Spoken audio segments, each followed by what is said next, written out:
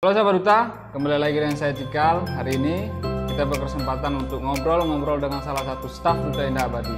Sebelum kita lanjut ke videonya, jangan lupa like, comment, subscribe, dan nyalakan tombol notifikasinya agar kalian tidak ketinggalan video terbaru dari kami.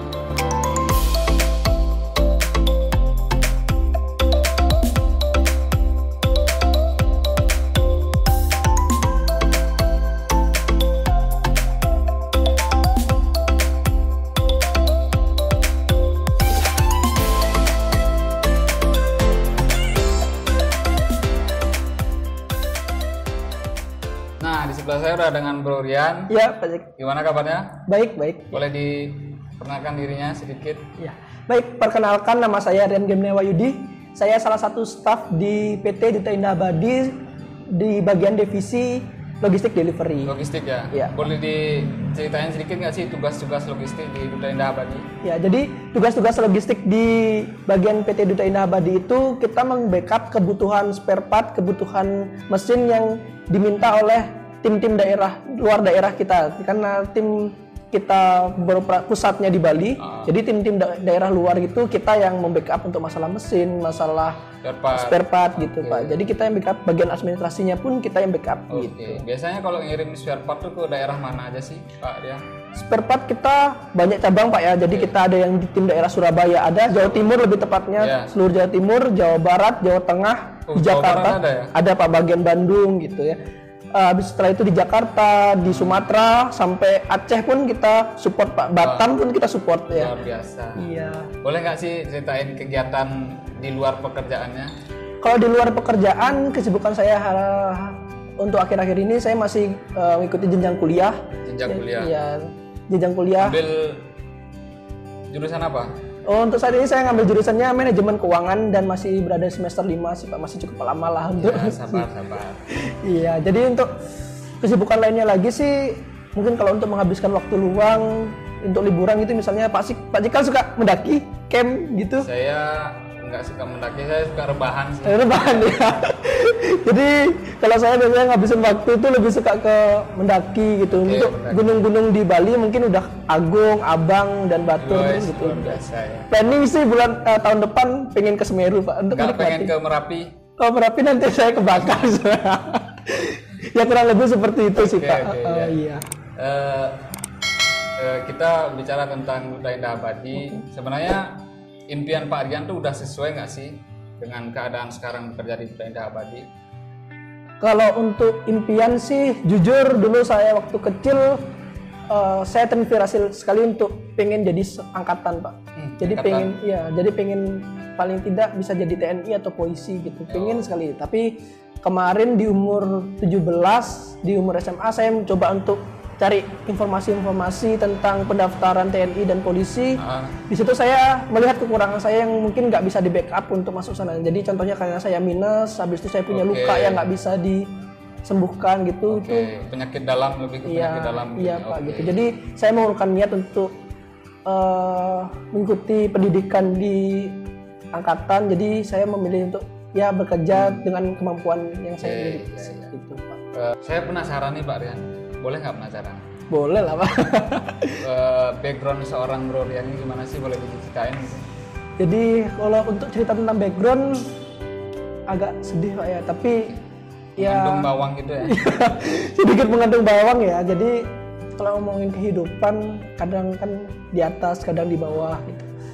Jadi dulu saya terakhir dari pasangan blasteran saya Pak. Blasteran ya? Iya, blasteran Jepang nih kulit saya agak Jepang. putih. Ya, pantas agak.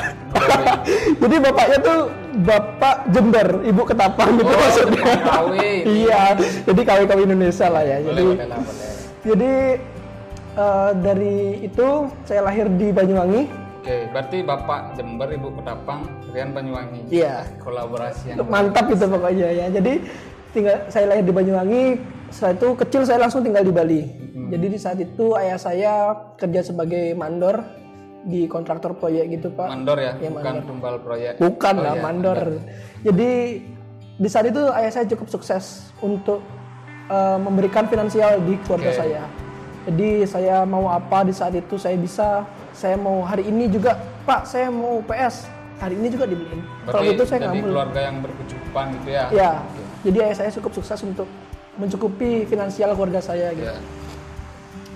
Setelah itu, tapi karena di kehidupan saya rasa finansial aja nggak cukup. Ya. Jadi karena satu hubungan keluarga butuh juga rasa kasih sayang Ya, gitu kan. Jadi itu terjadi sekitar saya SD kelas 4. SD kelas Jadi 4. saya SD dari TK sampai ke SD kelas 3 itu saya di Bali. Saya di Bali, setelah itu SD kelas 4 saya diputuskan untuk dipindah ke Jawa.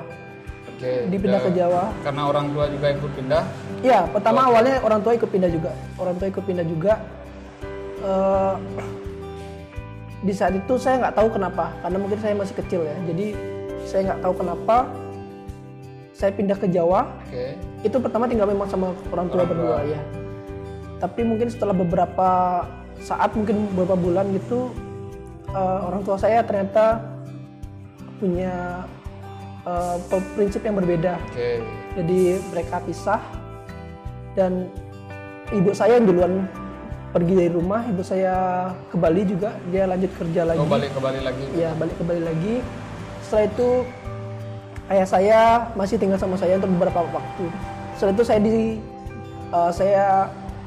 dikasih tahu sama ayah saya, Oke. ayah kerja di Bali lagi ya, kamu di sini tinggal sama nenek gitu. Jadi saya diikutkan dengan nenek tiri dari ayah Oh, saya. jadi bapak ibunya Rian di Bali. Iya. Pak Riannya tinggal sama nenek di Iya, Jawa. saya tinggal sama nenek di Jawa. Jadi ibu saya dan ayah saya ke Bali, saya tinggal sama nenek di Jawa itu mulai dari kelas 4. Kelas 4 SD. Kelas 4 SD. Dan saat itu ayah saya udah mulai sakit. Ya saya nggak tahu kenapa ayah saya sakit itu tidak terdeteksi lah oleh masalah medis. Saya nggak tahu juga kenapa Ya, gitu. ya, ya. Jadi ayah saya udah mulai sakit-sakitan. Mungkin komunikasi juga sudah mulai kurang lancar. Dan saya udah mulai kehilangan yang namanya rasa kasih sayang dari keluarga.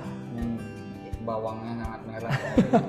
Ya, jadi sudah mulai kurang, komunikasi pun hanya mulai melalui telepon. Ayah saya udah mulai sakit, dan di situ kehidupan mulai tidak seperti yang saya impikan. Oke. Jadi yang dulunya saya apapun kecukupan ya, dan sekarang mulai hancur gitu. Iya. Jadi saya sempat berpikir, kenapa kok bisa kayak gini?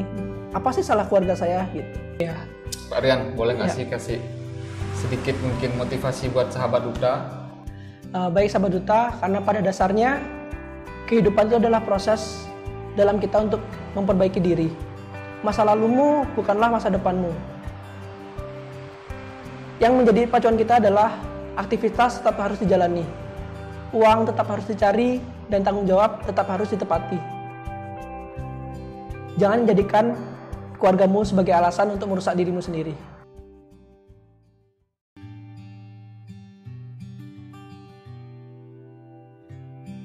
Nah, sekian ngobrol santai dengan Bro Rian. Pak Rian, Ya. terima kasih. Terima kasih Pak Cikal. Pernah menceritakan backgroundnya. Ambil hikmahnya, contoh semangatnya. Saya pinjam kata-katanya. Iya Pak. Jangan menjadikan keluargamu sebagai alasan untuk menghancurkan dirimu. Kami berdua pamit. Jangan lupa like, comment, subscribe, dan share sebanyak-banyaknya. Duta Indah Abadi, Paling peduli.